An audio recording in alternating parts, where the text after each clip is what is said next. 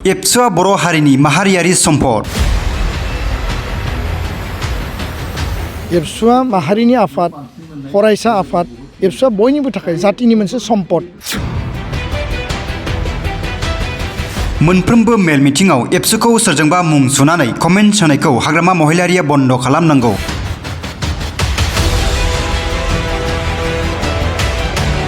Political इन्ट्रेस्टनि थाखाय, political पार्पसनि थाखाय कुनु जाहाथे एबसुखौ लानानै कमेन्ट होआ। बड'फानि होलांनाय मोन्थोरजोंसो एबसुआ दिनै खामानि मावगासिनो। आरो बड'फा उपेन्द्रनाथ ब्रह्मआ माहारि दानायनि थाखाय, गेरेमसा माहारि दानायनि थाखाय जिखिनि हाबा मावलांबाय, जों बिनि आधारावनो खामानि मावगासिनो दङ। सोरखौबा टार्गेट खालामनो थांनानै एबसुखौ बोना लाबोना जानला मोनला अपिनियन होनायखौ बन्द खालामनांगौ। सोरखौबा टार्गेट खालामनो थांनानै एबसुखौ बोना लाबोनानै अपिनियन होनायनिफ्राय बिथाङा गोजौआव थाङा मोजां। दिनै बे बाथ्राखौ उदालगुरि जिल्लानि हाग्रामारि बाथाबारि गामियाव खुंनाय मोनसे मेलाव बाहागो लानानै मिरु एबसुनि आफादगिरि दिपेन बर'आ खौरां बिजोंनि गेजेरजों गोख्रों रावजों बारग' बिटिसिनि गाहाय खुंगिरि हाग्रामा महिलारिखौ बुंदों।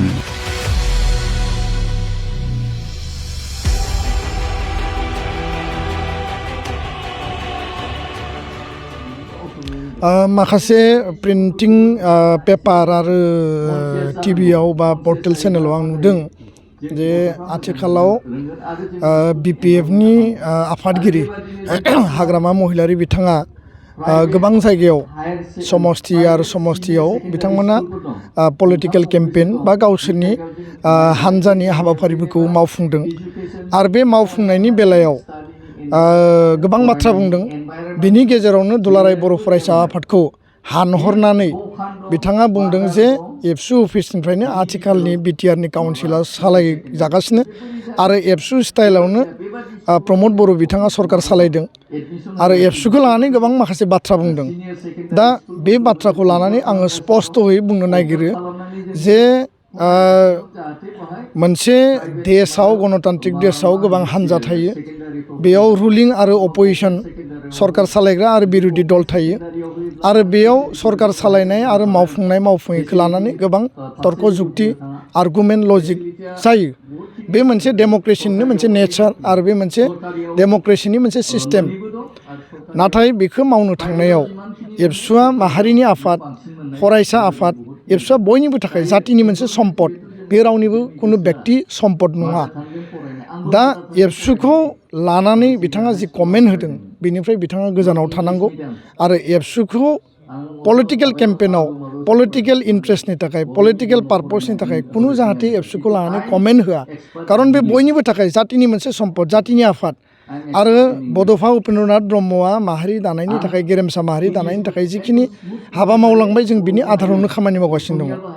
2003 आरो 2005 मायथाइयाव जेला बिथाङा इन्टारिम काउन्सिल सालायदोंमोन, जेला बिथाङा बिटिसि सुक्ति खालामदोंमोन आरो 2005 मायथाइयाव जेला फार्स्ट इलेक्सन जादोंमोन बिटिसिनि, दुलाराय बर' फरायसा आफादा बिथांखौ मदद होदों।